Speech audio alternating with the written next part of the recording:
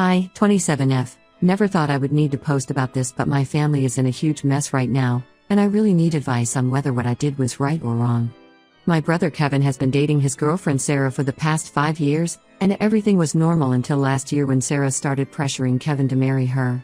I need to give some background about our family first so everyone understands what's really going on.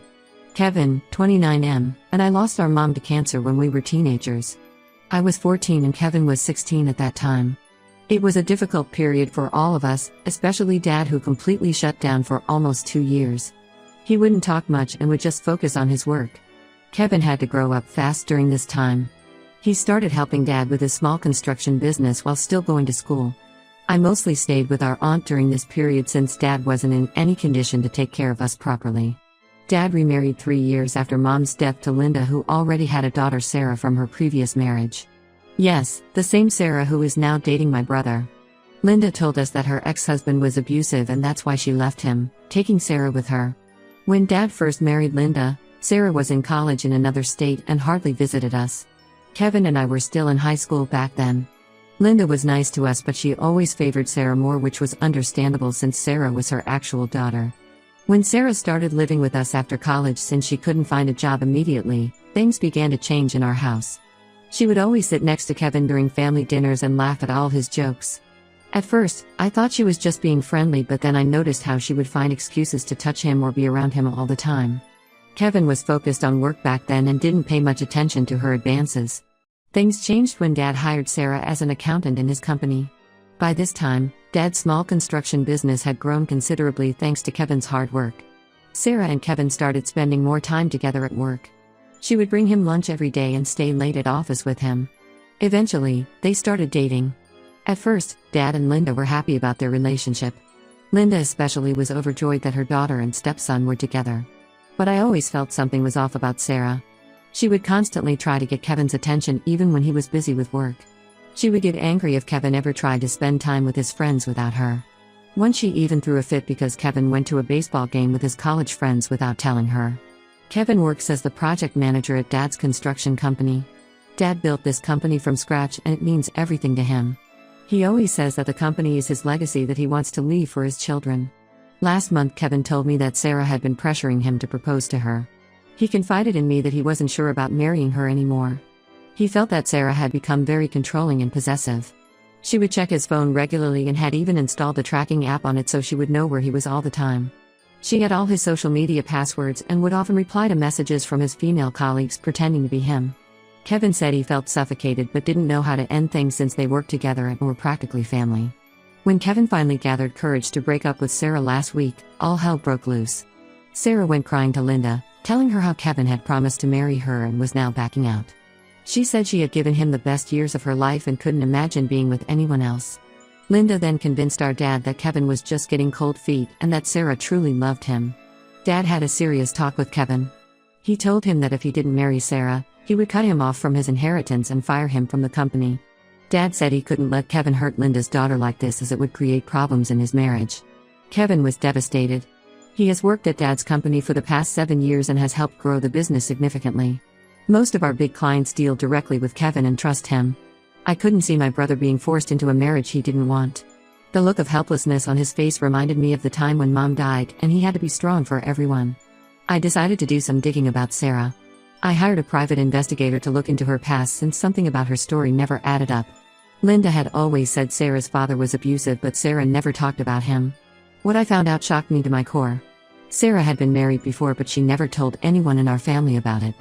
Her first marriage wasn't to someone abusive. She got divorced because she had been cheating on her ex-husband with multiple men. There was more. Sarah had huge gambling debts and she had been stealing money from Dad's company to pay them off. The investigator found evidence of her transferring company funds to various personal accounts. I confronted Sarah with this information. She broke down and begged me not to tell anyone. She said she truly loved Kevin and that she had changed. She promised to stop stealing from the company if I kept quiet about her past. I didn't believe her for a second. The way she tried to manipulate me just confirmed that she hadn't changed at all. I showed all the evidence to Dad, including bank statements showing unauthorized transfers and court documents from her divorce. He was furious when he found out about the theft. He immediately fired Sarah from the company. Linda tried to defend Sarah, saying she must have had her reasons and that Kevin should still marry her. But Dad wouldn't listen. He told Kevin that he was free to make his own decision about the marriage.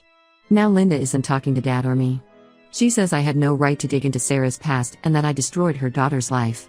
Kevin is relieved but feels guilty about all the drama this has caused in our family. Dad is still angry about the theft but seems more worried about his marriage with Linda. Sarah has locked herself in her room and refuses to talk to anyone. I know I did the right thing by saving my brother from a manipulative person, but seeing my family fall apart makes me wonder if there was a better way to handle this. Should I have confronted Sarah privately and given her a chance to come clean to Kevin herself? Was I wrong to hire a private investigator? Reddit, what do you think? Update 1. Thank you everyone for your support on my last post. I didn't expect it to blow up like that. A lot has happened in these 2 weeks, and things have gotten much worse than I imagined. After Dad fired Sarah from the company, she didn't immediately move out like we expected. She locked herself in her room for 3 days, refusing to eat anything. Linda would leave food outside her door, but Sarah wouldn't touch it. She would just cry loudly at night, enough for everyone in the house to hear her. Kevin felt terrible about the situation and even considered talking to her, but I convinced him to keep his distance. On the 4th day, Linda came down during breakfast and gave Dad an ultimatum. She said either Sarah stays at the company or she would divorce him. She accused Dad of choosing his business over family and said he was being unfair to Sarah. Dad tried to explain that he couldn't keep someone who had stolen hundreds of thousands of dollars from the company, but Linda wouldn't listen. She kept saying that Sarah must have had her reasons and that we should give her another chance. Dad stayed calm throughout the conversation but finally said that the company wasn't just about money, it was about trust. He told Linda that if she wanted to divorce him over this, then maybe they should end things. Linda didn't expect this response. She started crying and ran upstairs to Sarah's room. Later that day, both of them packed their bags and moved to Linda's sister's house. But things got much worse after they left. Sarah started showing up at Kevin's workplace unannounced. The first time, she came with flowers and tried to apologize to Kevin in front of all his employees. When Kevin asked her to leave, she started screaming about how he had used her and thrown her away. Security had to escort her out. The next day, she waited in the parking lot for 3 hours until Kevin finished work. When he tried to drive away, she jumped in front of his car. Kevin had to call the police to get her to leave. But the worst incident happened last weekend. Kevin woke up at 2 a.m. to find Sarah trying to climb through his apartment window. She had somehow managed to scale the fire escape. Kevin was terrified and called both the police and me. I rushed to his apartment and found him shaking. The police arrested Sarah for attempted breaking and entering, but Linda bailed her out within hours. Kevin had to file a restraining order against her. He's now staying with me because he's afraid to be alone in his apartment. Linda has gone completely crazy since then. She's telling everyone who will listen that I'm the reason for all this drama. She's spreading rumors that I was always jealous of Sarah because I had secretly been in love with Kevin. Yes, you read that right, she's implying I have feelings for my own brother. It's disgusting and has made me physically sick. Some of our relatives actually asked Kevin if there was any truth to this. Kevin was furious and cut contact with anyone who believed these disgusting rumors. Yesterday, Kevin received an email from Sarah. She had recorded their intimate moments without his knowledge and threatened to release these videos if he didn't take her back. Kevin was devastated. He showed me the email with shaking hands. There were screenshots attached that made it clear the videos were real. Kevin had no idea she had been recording him. He hasn't been able to sleep since then and has stopped going to work. Dad is trying to handle the business on his own, but it's been difficult without Kevin. The harassment hasn't stopped there. Sarah created fake social media profiles and started posting about how Kevin had been physically abusive towards her throughout their relationship. She shared photos of bruises that she claimed Kevin had caused. Kevin has never raised his hand on anyone in his life, he can't even kill a spider without feeling bad. But some people are actually believing her posts. Some of our oldest family friends have stopped talking to us. 3 clients have withdrawn their contracts with Dad's company after hearing these rumors. Dad's reputation in the business community is taking a hit. He built this company over 30 years and now everything is falling apart because of Sarah's lies. Kevin is breaking down. He barely eats and spends most of his time in his room. I can hear him crying at night. Dad suggested therapy, but Kevin isn't ready for that yet. He feels violated about the secret recordings and humiliated by the false abuse accusations. He keeps saying that if he had just married her like Dad initially wanted, none of this would have happened. I feel terrible seeing my brother like this, but I know I did the right thing by exposing Sarah. If they had gotten married, who knows what other ways she would have found to manipulate and control him. Dad agrees with me now. He said he'd rather lose his business than see his son trapped in an abusive marriage. Linda still calls Dad sometimes late at night, crying and asking him to reconsider everything. She says we're being too harsh on Sarah and that she needs help, not punishment. Dad has stopped answering her calls. He's already talking to divorce lawyers. I'll update again if anything major happens. Right now we're focusing on supporting Kevin and gathering evidence of Sarah's harassment for the police. Thank you all for your supportive comments on my last post. It helps to know we're not alone in this mess. Update 2. Thank you everyone who sent messages of support and advice about dealing with Sarah's harassment. A lot has happened since my last update, and Sarah's lies have finally caught up with her. Last week, Kevin received a message on LinkedIn from someone named Mike. He claimed to be one of Sarah's ex-boyfriends and said he had important information to share. Initially, we were skeptical since Sarah had been creating fake profiles to harass Kevin. But Mike suggested a video call and shared his identity documents to prove he was real. During the call, Mike told us everything. He had dated Sarah 3 years before her first marriage. Their relationship ended when he discovered she had been recording their intimate moments without his consent. She tried to blackmail him for money by threatening to send these videos to his workplace. Mike had gone to the police back then, but Sarah moved to another state before they could investigate properly. Mike wasn't alone. He connected us with 2 other men who had similar experiences with Sarah. One of them was even married to her briefly before her first marriage that we knew about. Yes, Sarah had been married twice before, not once like we originally thought. Both marriages ended because of her infidelity and blackmail attempts. The most shocking part was when Mike showed us some old photos of Sarah at casinos. She had apparently been banned from 3 different casinos in Vegas for counting cards and causing fights when she lost money. This explained where all the money she stole from Dad's company had gone. We took all this evidence to the police. They already had the report about her breaking into Kevin's apartment and the recent blackmail attempts. With Mike and the other victims coming forward, they finally had enough to arrest her. When the police raided Linda's sister's house where Sarah was staying, they found multiple hard drives containing intimate videos of not just Kevin and her previous partners, but also several other men we didn't know about. They also found fake IDs and credit cards in different names. The investigation revealed something even more disturbing. Sarah hadn't just been stealing from Dad's company to pay gambling debts. She had been running a sophisticated blackmail operation for years.